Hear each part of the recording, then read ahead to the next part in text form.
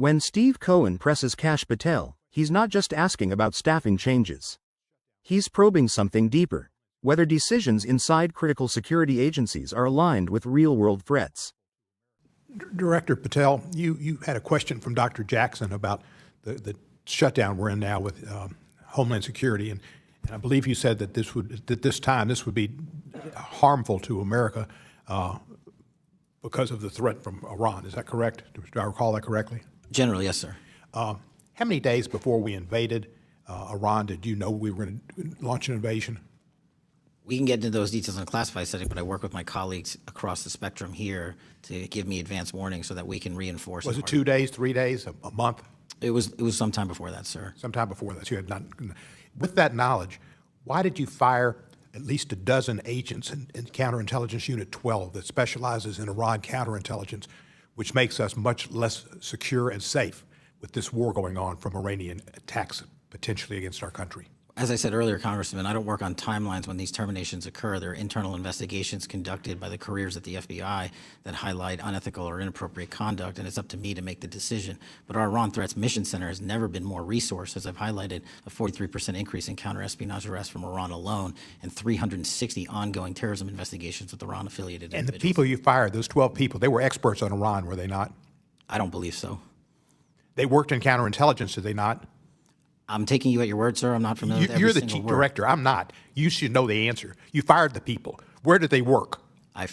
People were terminated for violating their ethical obligations and the high standards. Was that the we ethical have. violations that they dealt with the case of the classified documents that were found at the bathroom in Mar-a-Lago, was that the ethical issue? As I said earlier, all those matters are pending litigation, so I'm not going to comment on them.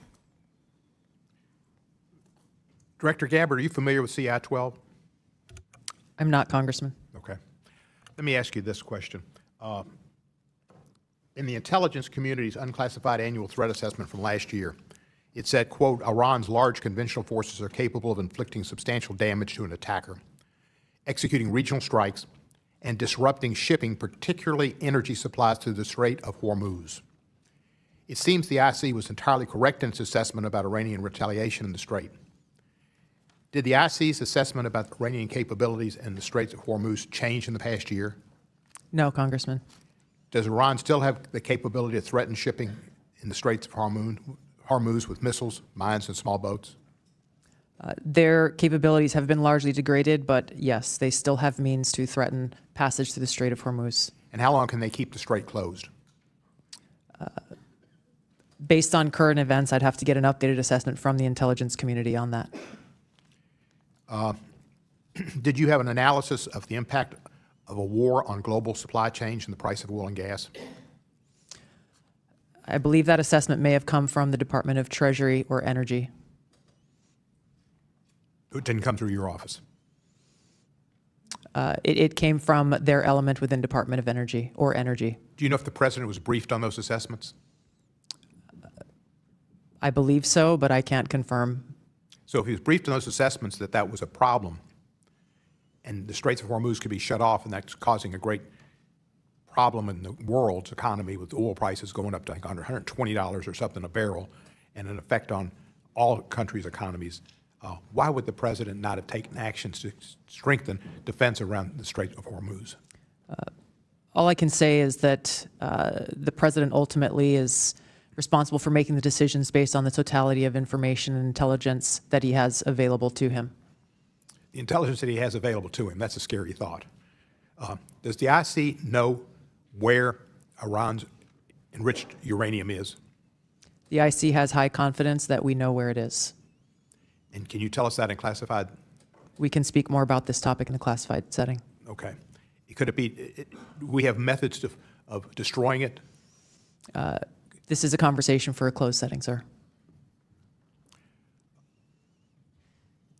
Do you have any idea what the purpose of the Marines being sent, the units that are being sent over there, is the idea that we will put troops with boots on the ground in Iran? ODNI and the IC is not involved in the operational planning and movements of the Department of War assets. Thank you.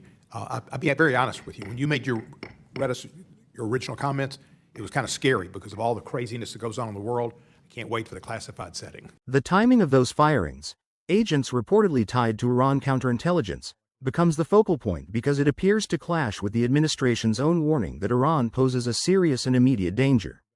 That contradiction is what gives the exchange its intensity. On one hand, leadership is emphasizing heightened risk from Iran. On the other, there are actions, like removing experienced personnel, that seem, at least on the surface, to move in the opposite direction. Cohen is essentially asking, how do those two realities coexist? Patel's response leans heavily on process rather than specifics. He frames the firings as the result of internal investigations and ethical standards, which is a standard institutional defense.